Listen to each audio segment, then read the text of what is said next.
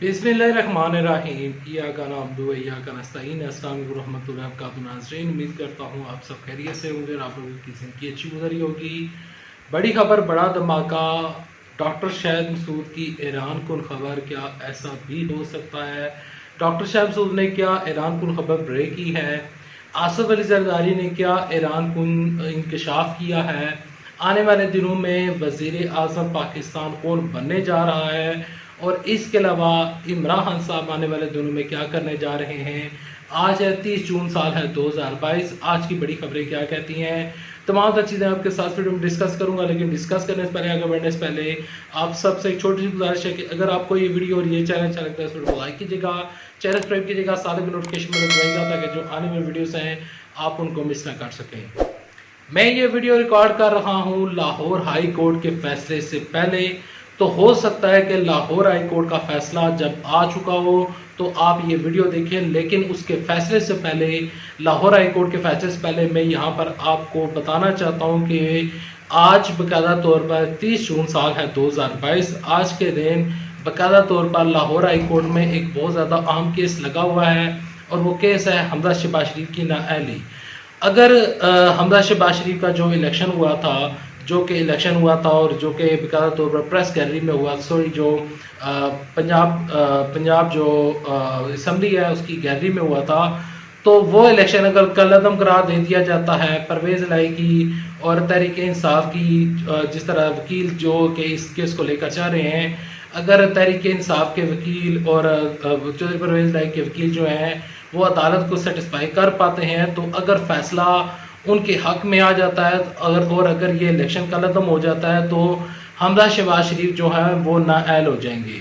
हमजा शहबाज शरीफ जो ही नाअहल होंगे, पंजाब जो है वो नून लीग के हाथों से चला जाएगा, और जो ही नून लीग उनके हाथों से पंजाब जाएगा, साथ ही बड़ा फैसला आ जाएगा और वो शहबाज शरीफ जो हैं वो बाकायदा तौर पर हुकूमत को ख़त्म कर देंगे।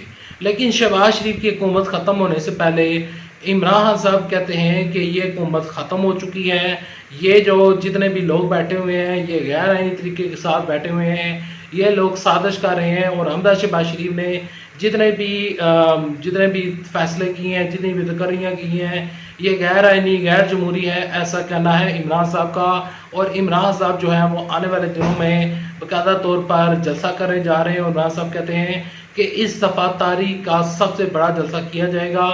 इमरान साहब ने कहा कि ये जो लोग हैं, ये लोग सिर्फ और सिर्फ अपने नैब के केसेस ख़त्म करने के लिए आए थे, और इन लोगों ने अपने नैब के केसेस बंद करवा लिए हैं। लेकिन इमरान साहब कहते हैं कि मैं इनसे पाई वसूल करूंगा। इन्होंने जो 1100 अरब रुपया माफ़ करवा लिया है, वो पैसा मैं इनको खाने नहीं दूंगा, मैं हर सूरत में पैसा वापस लूँगा। डॉक्टर शाहिद मसूद की खबर कुछ यूँ है। डॉक्टर शाहिद मसूद कहते हैं कि ये निज़ाम नहीं बचेगा, ये जो सेटअप है ये निज़ाम गिरने वाला है। वो कहते हैं कि जो बाकायदा तौर पर यहाँ पर डॉक्टर जो शाहिद मसूद है वो कहते हैं कि शहबाज शरीफ हुकूमत में सिर्फ और सिर्फ थोड़े से दिन रह चुके हैं, इनके इत्तेहादी जो हैं वो इनका साथ नहीं दे रहे हैं, और यहाँ पर जितने भी यहाँ पर ये जो शहबाज शरीफ गवर्नमेंट है इसको बड़े क्राइसिस का सामना करना पड़ रहा है। अभी शहबाज शरीफ की हुकूमत ख़त्म नहीं हुई, लेकिन आसिफ जरदारी का एक हैरान कुन बयान सामने आया है, और आसिफ जरदारी कहते हैं कि अगली हुकूमत पीपल्स पार्टी की होगी, अपना मुकम्मल हिस्सा लूँगा, पूरा हिस्सा लूँगा, और अगला वज़ीर आज़म यहाँ पर बिलावल भुट्टो जरदारी को बनाऊँगा, और अगला जो वज़ीर आज़म है वो पीपल्स पार्टी का होगा। देखें, आसिफ जरदारी ने ये बयान जारी किया, एक हैरान कुन खबर है, एक हैरान कुन इंकशाफ है कि पीपल्स पार्टी जो कि पंजाब में ख़त्म हो चुकी है, पंजाब में पीपल्स पार्टी का कोई नाम नहीं लेता। इसी वजह से पंजाब में जो इलेक्शन हो रहे हैं उसमें इन लोगों ने सीट एडजस्टमेंट कर लिया है, वरना ये होता कि पंजाब में जहाँ से 20 ज़िमनी इंतखाबात हो रहे हैं, वहाँ पर से पंजाब में इन लोगों की बमुश्किल 5-5, 6-6 हज़ार, 10-10 हज़ार वोटें निकलती हैं। तो उन चीज़ों को अवॉइड करने के लिए इन लोगों ने ये किया कि पंजाब में सीट एडजस्टमेंट इन्होंने कर ली। लेकिन अब آصف زرداری یہ بیان کیوں دے رہے ہیں کہ اگلا پرائم منسٹر ان کا ہوگا؟ آیا کہ اس بیان کے پیچھے کیا سٹوری چل رہی ہے، بیک اینڈ کے اوپر کیا کہانی چل رہی ہے، اور ان کے بیان دینے کی مقصد کیا ہے؟ اگر ہم ریالٹیز کو دیکھیں، اگر ہم ریالٹی دیکھیں تو ریالٹی جو ہے وہ یہ ہے کہ اس ٹائم بھی عمران صاحب کا پڑا بھاری ہے۔ عمران صاحب اس ٹائم تحریک انصاف جو ہے وہ پاکستان کی مقبول ترین جماعت بن چکی ہے۔ عمران صاحب کا وہ بیانیہ امریکی سازش ہوئی ہے، وہ بیانیہ بھی جیت رہا ہے۔ عمران صاحب نے کہا ہے کہ یہ عمران صاحب نے جو 2012 میں تقریر کی تھی، جو انہوں نے انٹرویو دیا تھا، تو جو انہوں نے انٹرویو دیا تھا، اس انٹرویو میں انہوں نے یہ کہا تھا کہ جب میں ان کے اوپر ہاتھ ڈالوں گا تو یہ سارے اکٹھے ہو جائیں گے۔ یہ سارے اکٹھے ہو چکے ہیں، اور اس ٹائم شہباز شریف کی حکومت جو ہے وہ خطرے میں ہے۔ آصف زرداری نے یہ تمام تر یہ جو چیزیں کی ہیں، اور یہاں پر میں ایک اور بھی چیز آپ کو بتانا چاہتا ہوں کہ اسلم بوتانی کا جو بیان سامنے آیا ہے، وہ کہتے ہیں کہ میری شہباز شریف کے ساتھ کوئی بات چیت نہیں ہے، ہم زرداری کی محبت میں ادھر آئے ہیں۔ زرداری نے ہی ایم کیو ایم والوں کو اپنے ساتھ ملایا تھا، اور زرداری نے شہباز شریف کو اس وجہ سے آگے کیا تھا کیونکہ زرداری کو، آصف زرداری کو اس چیز کا بخوبی علم تھا کہ اگر وہ اپنا وزیر اعظم پیش کر دیتے، اس ٹائم نون لیگ والے پھنسے ہوئے تھے، آج بھی پھنسے ہوئے ہیں۔